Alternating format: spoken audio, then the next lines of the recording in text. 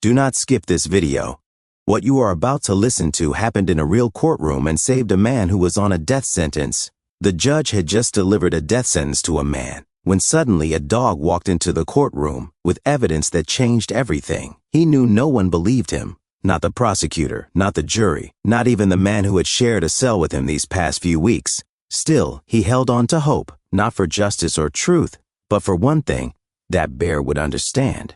Before we move on with today's story, please let us know where you're listening from. "Stand, Mark Levin," said Judge. The courtroom froze. The low hum of the air conditioner, the cough of an old reporter in the back, the scratching of a pen on paper, all of it sounded louder than the judge's voice. Mark stood slowly, as if sensing this would be the last time he'd ever be asked to rise, not to be freed, but to be taken away forever. "The court finds you guilty of the rape and murder of Claire Benton. Sentence? Death." No cries, no gasps, just a click of someone's pen. The verdict had been decided long before. Mark didn't flinch. His eyes wandered. Somewhere in the hallway behind a concrete wall, an old German shepherd named Bear waited for him. Calm in his crate, as always, like he understood everything at a glance. Claire had been special.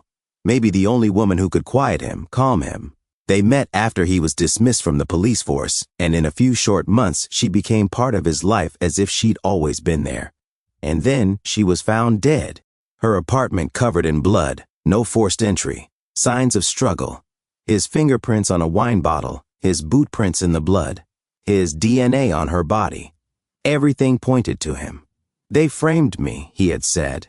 They didn't care. "Do you have any final words?" the judge asked.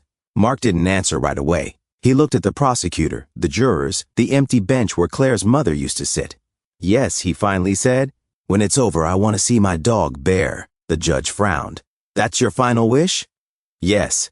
It was recorded, final wish, meeting with the dog, Bear. They led Mark out.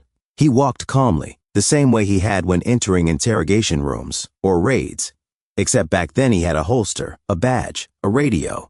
Now, just handcuffs and a number on his prison jumpsuit. Behind glass, he saw Claire's mother. She stared up at the sky, exhausted, tearless, full of hate. He didn't look away. He had long stopped understanding why he even looked at the world anymore. In solitary, for the first time, he lay down not on the cot, but on the cold concrete floor. No pain, just silence and chill. Sometimes the prison doctor brought pills. Sometimes the chaplain offered confession. Mark said nothing. There was no one left to talk to. 3 days passed. On the 4th day, a guard with a grim face came. "Your dog is here." Mark sat up. "Where?" "In the yard. You've got 20 minutes. He got up without a word. They brought him to a fenced area where police dogs are normally walked. There, by the fence, sat Bear. He didn't move until Mark came close. Then the dog slowly got up, walked over, and rested his head on Mark's knees like there had never been a 2-week separation. Mark knelt down, placed his hands on that warm, familiar fur, the same he used to scratch during quiet evenings in front of the TV. "I'm sorry," he whispered. "I didn't protect her. I failed." Bear gave a soft whine, the sound he usually made when something felt wrong. Mark understood. The dog knew something. He felt it. "They were wrong, Bear. I didn't kill her." Bear lifted his head, ears up, eyes alert. And then suddenly, he bolted. He ran to the edge of the fence and froze. Something had caught his attention. A figure, a shadow, moved in the distance behind the trees. Bear growled. "Hey!" Mark shouted, but the guard was already approaching. "Time's up. Let's go." Bear didn't move. He stood by the fence watching the woods. Then, without warning, he darted off, dug under the fence and vanished into the trees. "Damn dog escaped," the guard cursed. Mark smiled for the first time in weeks. Let him go. That evening, the news ran a short piece. Former detective Mark Levin sentenced to death for the murder of a young woman. Closed trial. Execution set within a month. The TV was turned off. Silence returned. But somewhere out there, deep in the forest, a dog was running. One who didn't care about politics or headlines. He knew only one thing. His master was innocent, and he would prove it. The prison routine didn't change. Every day was the same, until news of Bear's escape broke the monotony. Guards laughed. "That dog will get eaten in the woods or shot by a hunter." Mark didn't argue. He said nothing. But now, he had something no one could take from him. Hope. 3 more days passed. On the 4th day, Lieutenant Colonel Grin from Internal Investigations arrived. He never shook hands, people said. so as not to leave fingerprints. You had an incident, Grin said. That dog. Got footage of how he left? Yes. Rear yard cameras caught it. Half an hour later, they were in the control room. Black and white footage played. Mark and Bear sitting together. Then the dog jumped up and ran. A second later, something flickered on the edge of the frame. A shadow. A man? Hard to tell. That's not a guard, Grin said, tapping the screen. If Levin's innocent, it'll cost us. The evidence was airtight. I know, the warden muttered. Meanwhile, Bear followed his instincts. He ran by scent, by faint markers that only he remembered. He had been in that forest before, with Claire and Mark just 3 months ago, in a bright August afternoon. He found the old campsite, trampled ground, burned stones, remains of a tent. The smell of blood and gasoline. He dug with his nose and paws. A plastic snap. A small box. He grabbed it and ran. He didn't know where, just that he had to go. Hunter Jack Pearson was driving home in his rusty pickup when a dog ran into the road. He slammed the brakes. The dog didn't attack. He walked up and dropped the plastic box at Jack's feet. What the hell? There was a camera logo on the case. Inside, a memory card. Jack tossed it in his pocket and drove home with the dog in the back. Let's see what you've got, Mutt. Hours later, he inserted the card into his laptop. A folder popped up, Night T1208. First file, shaky night footage.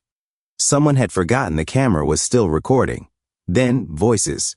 Hurry up, you idiot, you left your gloves. She's unconscious. The camera tipped. Faces, vests, a tattoo, skull with wings. Jack squinted. He knew that tattoo. He knew who it belonged to. The next morning, he went to the police station. The memory card made it into police hands. Back in his cell, Mark heard the click of the door, off schedule. He was brought to an interview room. Lieutenant Colonel Grin sat there with a laptop. We have new material, a video. He pressed play. Mark froze. He knew the man with the tattoo. Ricky Bones Dalton, the name came instantly. One of the men he once tried to put away. One of the men who had sworn revenge. This video gives me a chance, Mark said. Grin nodded. If DNA matches and the court accepts it, you'll walk free. Mark inhaled, quietly, without joy. He knew this was just the beginning. But, Grin added, we checked the bikers. Last known location, abandoned property north of the county. They left 2 weeks ago. Mark spoke quietly. They killed Claire because of me. I arrested one of their brothers years ago. Drugs, weapons. Got 20 years. You had a motive, Grin admitted. But now we have something better. Proof. Meanwhile, Bear was in a shelter. Jack Pearson had dropped him off there, thinking he'd done his part. But the dog wouldn't stay. He growled, barked, and once almost chewed through the kennel door. Staff laughed. Like he thinks he still has a job to do. They weren't wrong. The forensics database returned a match. DNA from Claire's clothes, 99.8% matched to Ricky Bones Dalton and Kenny Rhodes. Mark Levin excluded.